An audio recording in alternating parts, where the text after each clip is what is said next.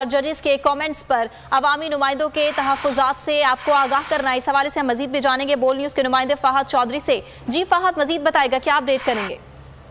जी देखिए, आज जैसा कि स्पीकर कौमी असम्बली ने ऐवान के अंदर ऐलान किया था कि वो चीफ जस्टिस उमर अता लिखेंगे, तो ये खत लिख दिया गया है। और स्पीकर कौमी असम्बली राजा परवेज अशरफ ने अपने खत में कहा है कि सुप्रीम कोर्ट के हालिया फैसलों और जजेस के रिमार्क्स पर अवामी नुमाइंदों के तहफ़्फ़ुज़ात से आपको आगाह करना है।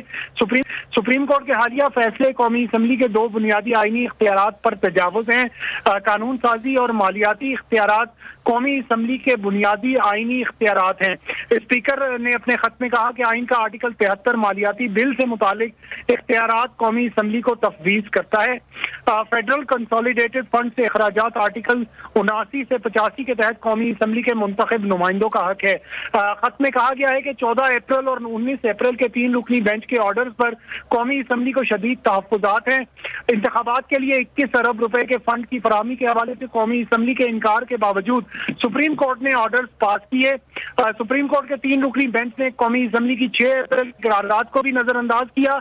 10 अप्रैल को कौमी असम्बली की जानिब से इंतखाबात फंड से मुतालिक मालियाती बिल को मुस्तरद करने को भी नजरअंदाज किया गया।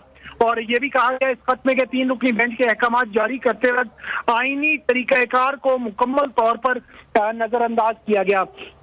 साथ ही इस खत में स्पीकर कौमी असम्बली ने कहा है कि सुप्रीम कोर्ट को हद्दुल इम्कान कोशिश करनी चाहिए कि वो सियासी मामलात में दखल अंदाजी ना करे और जो आईनी और कानून साजी से मुतालिक इख्तियारात हैं उन्हें पार्लियामेंट पर छोड़ दिया जाए। और ये भी इस खत में स्पीकर कौमी असम्बली ने कहा कि कौमी असम्बली के अरकान की बिहाफ पर मैं ये मुतालबा करता हूँ मुअज़्ज़ज़ चीफ जस्टिस और जज साहिबान से कि वो ठीक है। इस हवाले से मजीद भी आपसे अपडेट्स लेते रहेंगे। फिलहाल आपका बहुत शुक्रिया।